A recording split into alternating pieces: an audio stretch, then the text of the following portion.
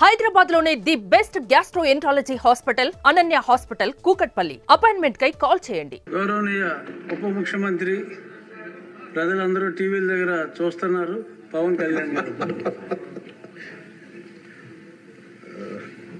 గౌరవ అధ్యక్షుల వారికి హృదయపూర్వక నమస్కారం.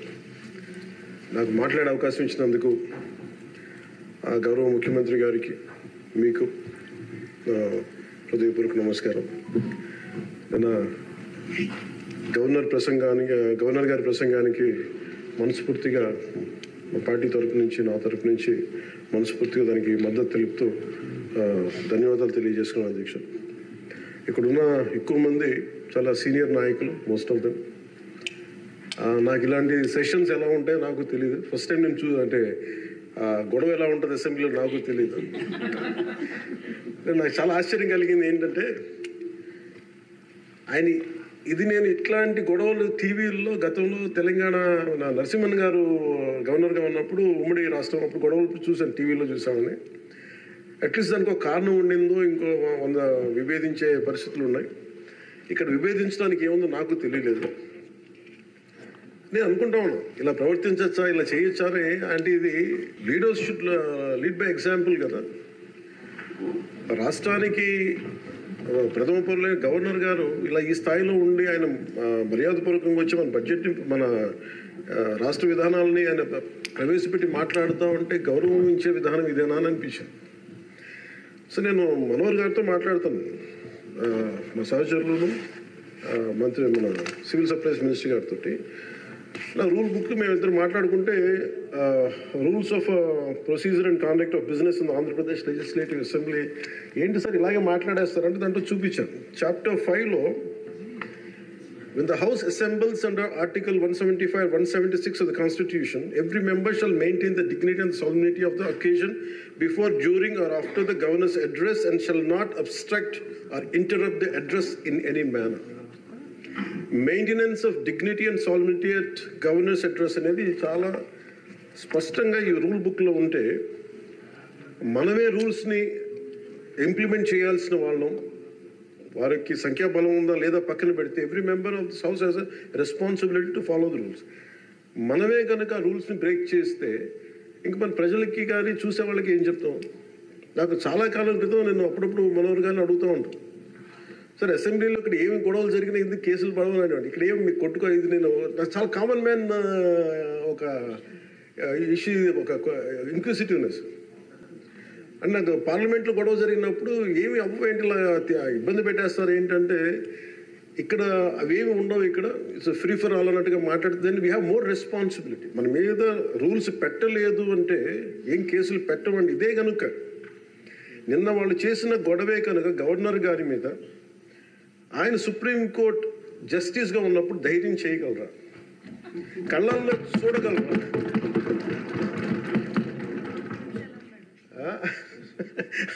నాకు అదే అనిపించింది.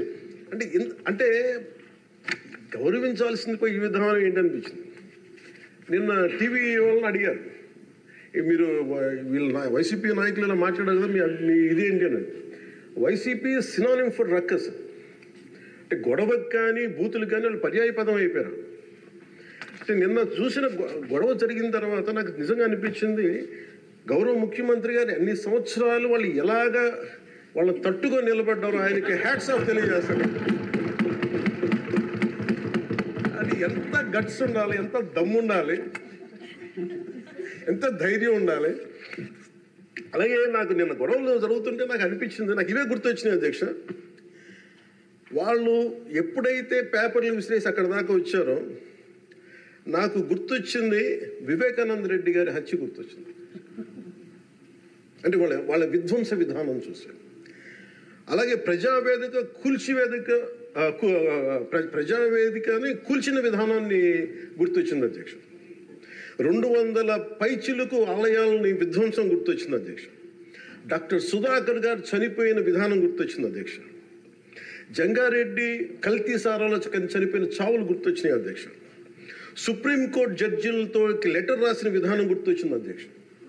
వాళ్ళు చేసిన గొడవకి మన హైకోర్టు, ఆంధ్రప్రదేశ్ హైకోర్టు జడ్జెస్ని సోషల్ మీడియాలో బూతులు తిట్టిన విధానం గుర్తొచ్చింది అధ్యక్ష.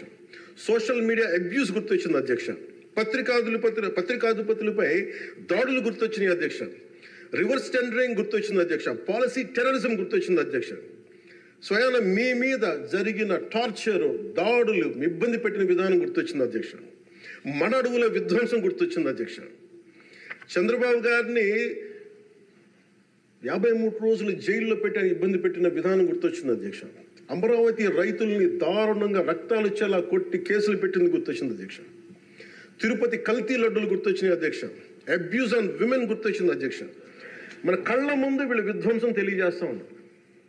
వీళ్ళు ఈ స్థాయిలో ఇక్కడ ప్రవర్తిస్తే దానికి సంబంధించి బయట ఇట్లాంటి గొడవలు జరుగుతాయి అధ్యక్ష. ఇది మారాలి అని చెప్పి మనం మాట్లాడితే ప్రజలు మనకి ఈ రోజున ఇంత అత్యధిక బలంతో మనల్ని ఇక్కడ నుంచోబెట్టారు అధ్యక్ష, ఇక్కడ కూర్చోబెట్టారు మనందరినీ. దీనికి గౌరవ ముఖ్యమంత్రి గారు ప్రదేశాలు చెప్తా ఉంటారు. అలాగే ఇది మినిమం గవర్నమెంట్, ఇది మన నరేంద్ర మోదీ గారు చెప్తారు, గౌరవ ప్రధానమంత్రి, minimum government and maximum governance అని. దాంట్లో భాగంగానే చాలా గ్రేట్ అడ్మినిస్ట్రేటివ్ రిఫార్మ్స్ పట్టుకొచ్చారు. ఈ రోజున వాట్సాప్ గవర్నెన్స్ కూడా ముందుకు తీసుకెళ్ళడానికి ఆయన అనుభవం. అంటే మేము ఈ ప్రభుత్వం చేస్తున్నది అధ్యక్ష, ఎక్కడా కూడా ప్రభుత్వం ప్రజలకి సామరస్యపూర్వకంగా ఉండాలి, ఎక్కువ సానుకూలంగా ఉండాలి, ఎక్కువ బాధ్యతలు పెట్టాలి, ఎక్కువ బరువు పెట్టకూడదు అనే విధంగా గౌరవ ముఖ్యమంత్రి గారి ఆధ్వర్యంలో నడుస్తూ ఉంది ప్రభుత్వం. మేమందరం ఆయనకి సహాయ సహకారాలు అందిస్తా ఉన్నాం అధ్యక్ష. Governor his excellency Abdul Nazeer గారికి రాష్ట్ర ప్రభుత్వ అధిపతిగా గవర్నర్ హోదాలో శాసనసభను ఉద్దేశించి రాష్ట్ర అభివృద్ధి భవిష్యత్ నమూనాను దిశానిర్దేశం చేసినందుకు వారికి నా హృదయపూర్వక కృతజ్ఞతలు. అలాంటి ఉన్నతమైన వ్యక్తి ఇస్తున్న సందేశాన్ని చూసి వైసీపీ వాళ్ళు బాయ్కాట్ చేయడం చాలా దురదృష్టకరం. ఇలాంటి ఆయన చూస్తా ఉన్నాను అధ్యక్ష, ఇట్లాంటి ఇబ్బంది పెట్టే సమయంలో కూడా ఆయనకు ఆరోగ్యం కూడా సరిగ్గా లేదు, జ్వరం వచ్చిన సమయంలో కూడా ఆయన ఎంత ఇబ్బంది పెడుతుంటే ఆయన చాలా సక్సెస్ఫుల్గా ఆయనకి ఇచ్చినందుకు మనస్ఫూర్తిగా వారికి నా ధన్యవాదాలు, నా కృతజ్ఞతలు తెలియజేస్తాను.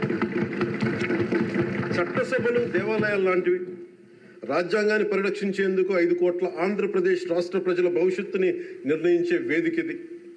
అలాంటి సభను హుందాగా నడిపించాలని కూటమి ప్రభుత్వం అధికారులకు వచ్చిన రోజు నుంచి తరచుగా చెప్తూ గౌరవ ముఖ్యమంత్రి గారు పదే మా అందరికీ దిశానిర్దేశం చేస్తూ ఉంటారు. గతంలో కూడా మొదటి రోజు కూడా వారికి ఎట్లా రావాలి పెడితే లేదు మనం ఇబ్బంది పెట్టొద్దు, వాళ్ళకి 11 సీట్లు వచ్చినా కానీ పాపం వారికి ఇవ్వాల్సిన గౌరవం వాళ్ళకి ఇద్దామని చెప్పి ఏ రోజు కూడా ఇబ్బంది పెట్టి గబుక్కుని ఒక మాట అంటుంటే గౌరవ సభ్యులు కొంతమంది ఇక్కడి నుంచి అలా చెయ్యొద్దు, అలా మాట్లాడకండి అని అందరినీ చాలా సున్నితంగా మందలించారు ఆయన. ఇట్లాంటి ఉన్నప్పుడు వాళ్ళు ప్రవర్తించే విధానం చాలా బాధ అనిపించింది. మేమందరం 164 మంది సభ్యులు చాలా బాధ్యతగా వ్యవహరిస్తున్నాం అధ్యక్ష.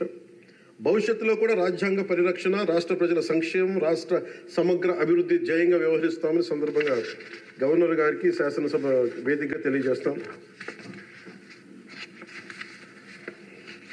నిన్న సభలో గందరగోళం సృష్టించి సభ నుండి వెళ్ళిపోయిన 11 మంది ఎమ్మెల్యేల పార్టీకి సంబంధించిన ఎమ్మెల్సీ ప్రవర్తనని ఖండిస్తూ ఇందులో తప్పు లేనప్పటికీ కూడా గవర్నర్ గారికి ప్రభుత్వం తరఫున క్షమాపణ తెలియజేస్తాను అధ్యక్ష.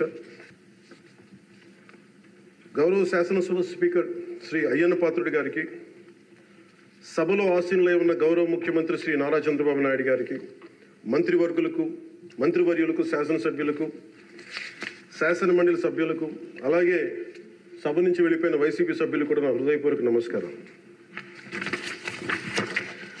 అధ్యక్ష, మేము ఆర్థిక ఇబ్బందులు పడుతున్న రాజధాని ఇచ్చి కూడా రాజధాని నిర్మించుకోలేని రాష్ట్రంలో గత ప్రభుత్వం రాజధానిపై నిర్మాణం దృష్టి పెట్టకుండా 3 ముక్కలాట ఆడింది.